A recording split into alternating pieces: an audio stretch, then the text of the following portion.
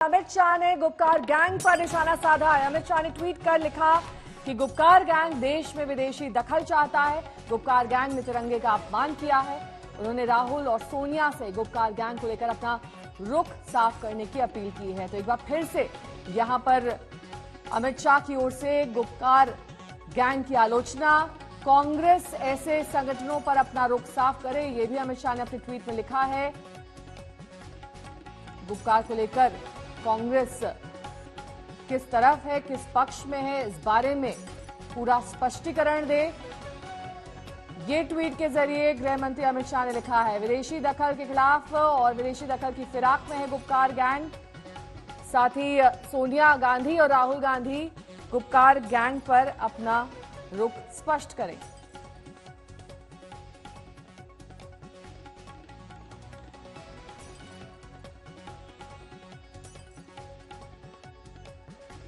पहले भी हमने फारूक अब्दुल्ला और महबूबा मुफ्ती की अगुवाई में गुपकार समूह की कई मीटिंग्स देखी, जिसमें इस बात पर चर्चा की गई कि आखिरकार आगे किस तरह की नीतियां इस पूरे पार्टी को बनानी थी। इसमें कई सारे सहयोगी दल भी शामिल हुए, लेकिन कांग्रेस ने अपना रुख ठीक तरीके से साफ नहीं किया। और इसी को लेकर अब अमित शाह ने टिप्पणी की है अपने ट्वीट के जरिए। उन्होंने कहा कि कांग्रेस अपना रुख स्पष्ट करें।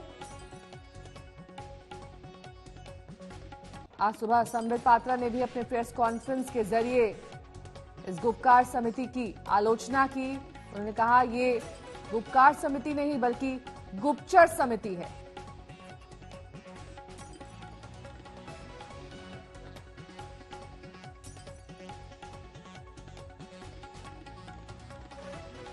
पौलमी साहा हमारे संवाददाता से तमाम जानकारी के साथ हमारे साथ जुड़ गई हैं। पौलमी, बार बार महबूबा मुफ्ती गुपकार को लेकर बयान देती हैं और उनका मकसद एक ही होता है कि केंद्र को मिर्ची लगे, और एक तरीके से उन्होंने अपना मकसद साध लिया है। अमित शाह ने ट्वीट के जरिए गुपकार गैंग पर टिप्पणी कर दी है।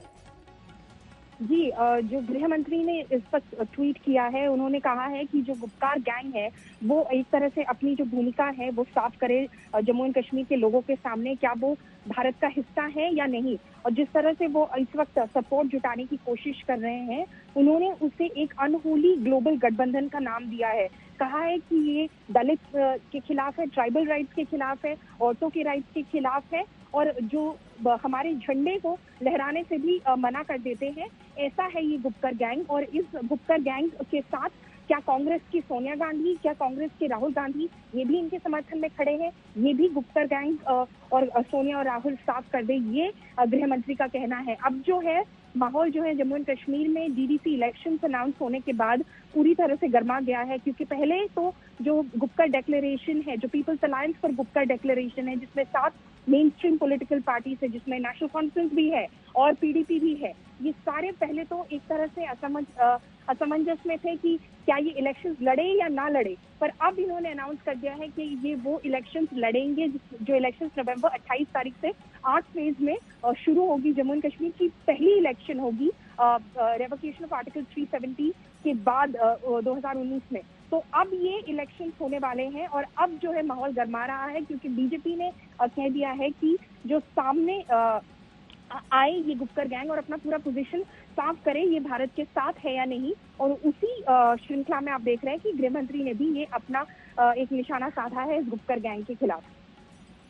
ठीक है पौलमी, आप बने रहिए हमारे साथ, क्योंकि कांग्रेस अपना रुख साफ करे, ये कहा है गृह मंत्री अमित शाह ने अपने ट्वीट के जरिए। वहीं महबूबा मुफ्ती की पार्टी उसी गुपकार संगठन का हिस्सा है जो कश्मीर से धारा 370 की वापसी के सपने देख रहा है। एक दिन पहले बीजेपी ने गुपकार को गुपचर संगठन बताकर इनकी कोशिशों का सच सामने ला दिया था। ये जो गुपकर अलायंस है उसमें कांग्रेस पार्टी भी शामिल है, और कांग्रेस पार्टी का एक ही एजेंडा है अनुच्छेद 370 को वापस लाना। मैं सोनिया जी से और राहुल जी से पूछना चाहता हूं, क्या मतलब है इस वक्तव्य का? फोर्सफुली इंप्लीमेंटिंग किसके कानून है? ये कोई चाइना के तो कानून नहीं है, ये कोई पाकिस्तान के तो कानून नहीं है। ये कानून किसका है? यह कानून हिंदुस्तान का है। इस अलायंस में एक पार्टी कह रही है कि हम चीन के साथ मिलकर के आर्टिकल 370 वापस लाएंगे, और वहीं एक और पार्टी है इस गुपकर अलायंस में जहां पर महबूबा मुफ्ती कह रही हैं कि मैं तिरंगा नहीं उठाऊंगी और तिरंगा उठाने नहीं दूंगी।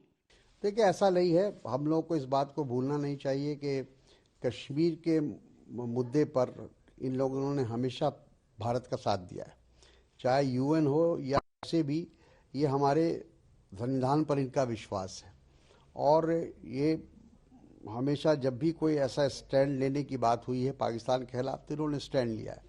तो ये हमेशा मेन स्ट्रीम में रहे ये लोग, और इनको इस तरह से दरकिनार करना या इन पर इस तरह से आरोप लगाना पाकिस्तान नवाज होने का, ये मैं समझता हूँ देश हित में नहीं है। वही गुपकार संगठन में शामिल पीडीपी प्रमुख महबूबा मुफ्ती पहलगाम पहुंची तो निशाना 370 के बहाने केंद्र पर रहा। जो मरकजी सरकार ने जम्मू कश्मीर में एक नाजायज तरीके से एक कार्रवाई शुरू की है, ये उसी कार्रवाई का हिस्सा है। जो यहाँ के रहने वाले लोग हैं, जो हमारे नोमैड्स है, गुजर बकरवाल, जिनके दादा अजदादा यहाँ रहते थे, इनको खदेड़ा जा रहा है। जैसे डोमिसाइल लॉ इन्होंने खत्म कर दिया हमारा, तो पूरे मुल्क से ये लोगों को यहाँ लाना चाहते हैं, और मगर जो यहाँ के रहने वाले उनको खदेड़ना चाहते हैं। ये खाली यहाँ का हाल नहीं है। आप जम्मू में बटंडी देखिए, सुजवा देखिए, छट्टा देखिए, गिन गिन के जहाँ मुसलमानों की आबादी है, जहाँ गुजर है, जहाँ बकरवाल हैं, जो असली रखवाले हैं इन जंगलों के, इन्हीं को यहाँ से खदेड़ा जा रहा है। ये सर्दी में कहाँ जाएंगे? इनको कोई अल्लाह ताला का खौफ भी नहीं है। इनको कहाँ जाएंगे ये लोग इस वक्त बच्चे लेके? गुपकार को लेकर लगातार घमासान मचा हुआ है। पहले भी महबूबा मुफ्ती इस तरह के देश विरोधी बयान दे चुकी हैं, लेकिन अब अमित शाह ने टिप्पणी की है। इस रिपोर्ट के जरिए समझिए कि आखिरकार विवाद क्या है।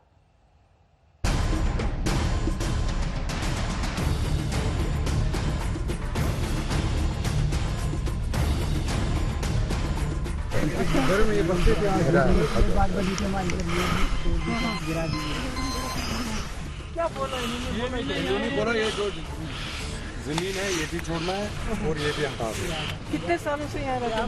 बचपन से यहाँ रहा। इसको 100 साल हो गया है। सियासी जमीन तलाशने के लिए महबूबा मुफ्ती जमीन पर उतरी। पहली बार महबूबा पहलगाम पहुंची। गुपकार विवाद के बाद वो पहली बार लोगों के बीच गई। इन्होंने बोला ये तस्वीर दक्षिण कश्मीर के पहलगांव की है, जहां वो उन गुजर बकरवाल का हालचाल लेने पहुंची जिन्हें जंगल की जमीन से हटाया जा रहा है। इस सर्दी में कहाँ जाएंगे? इनको कोई अल्लाह ताला का खौफ भी नहीं है। इनको कहाँ जाएंगे ये लोग इस वक्त बच्चे लेके? तो मुझे समझ नहीं आता है कि ये लोग, ये जो गुजर बकरवाल कम्युनिटी है, ये बहुत ही वफादार लोग हैं, बहुत ही अमन पसंद लोग हैं। मुझे लगता है इनको जानबूझ के मरकजी सरकार धकेल रही है कि ये इन्होंने आज तक किसी भी तशद्दुद में इन्होंने कभी भी पार्टिसिपेट नहीं किया। They have never opted for violence. इन्होंने हमेशा अमन को पकड़ा है। They have always opted for peace. Mehbooba ने गुज्जर बकरवाल के आंसू पोंछने के बहाने केंद्र सरकार पर हमला बोल दिया। उन्होंने आरोप लगाया कि सालों से रहते आए लोगों से जमीन खाली कराकर कारोबारियों को जमीन देने की साजिश हो रही है। पहले ही आपने 24,000 कनाल जमीन जो है वो इंडस्ट्रीज को दे दी है। वो जंगल है, हमारा सरमाया है, और आज आप इन लोगों को यहाँ से खदेड़ के, यहाँ से इनको निकाल के किसको ये जमीन देना चाहते हैं? किसके हवाले ये हमारी आबो हवा, हमारे खूबसूरत जंगल किसको देना चाहते हैं? क्योंकि हर चीज तो ये बड़े बड़े जो इनके सरमायादार दोस्त हैं, जिनसे इनको फंड्स मिलते हैं, उनको देना चाहते हैं सब कुछ। जम्मू कश्मीर में डिस्ट्रिक्ट डेवलपमेंट काउंसिल का चुनाव होने जा रहा है। इस चुनाव में कश्मीर की क्षेत्रीय पार्टियां गुपकार अलायंस के तहत मिलकर चुनाव लड़ रही हैं, जिनमें महबूबा की पीडीपी भी है और फारूक अब्दुल्ला की नेशनल कॉन्फ्रेंस भी। बीजेपी राष्ट्रवाद के हथियार से अकेले सभी को चुनौती दे रही है। कांग्रेस भी इससे नहीं बच पाई। बीजेपी ने कांग्रेस पर गुपचुप तरीके से गुपकार अलायंस के साथ समझौते का आरोप लगाया तो कांग्रेस ने भी पलटवार कर दिया। मैं सोनिया जी से और राहुल जी से पूछना चाहता हूं, क्या मतलब है इस वक्तव्य का? फोर्सफुली इंप्लीमेंटिंग किसके कानून है? ये कोई चाइना के तो कानून नहीं है, ये कोई पाकिस्तान के तो कानून नहीं है। ये कानून किसका है? यह कानून हिंदुस्तान का है। इस अलायंस में एक पार्टी कह रही है कि हम चीन के साथ मिलकर के आर्टिकल 370 वापस लाएंगे, और वहीं एक और पार्टी है इस गुपकर अलायंस में, जहां पर महबूबा मुफ्ती कह रही हैं कि मैं तिरंगा नहीं उठाऊंगी और तिरंगा उठाने नहीं दूंगी। देखिए, ऐसा नहीं है। हम लोगों को इस बात को भूलना नहीं चाहिए कि कश्मीर के मुद्दे पर इन लोगों ने हमेशा भारत का साथ दिया है, चाहे यूएन हो या से भी। ये हमारे संविधान पर इनका विश्वास है और ये हमेशा जब भी कोई ऐसा स्टैंड लेने की बात हुई है पाकिस्तान के खिलाफ तो इन्होंने स्टैंड लिया है। तो ये हमेशा मेन स्ट्रीम में रहे ये लोग।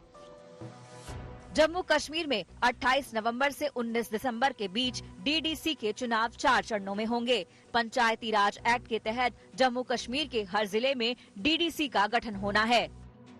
अशरफ वानी और शुजाउल हक के साथ ब्यूरो रिपोर्ट आज तक।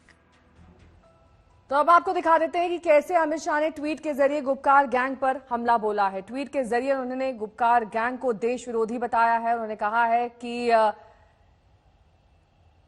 बाहरी ताकतें जम्मू कश्मीर में दाखिल हो, ऐसा गुपकार गैंग चाहता है। ये अंतर्राष्ट्रीय होता जा रहा है, देश के झंडे का अपमान करता है और राहुल और सोनिया गांधी को अपना रुख इस संगठन पर साफ करना चाहिए।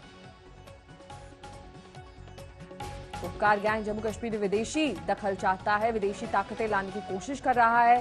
चीन की मदद से वहां पर 370 की बहाली चाहता है। वहीं कांग्रेस अपना रुख जल्द से जल्द इस पूरे संगठन पर साफ करे।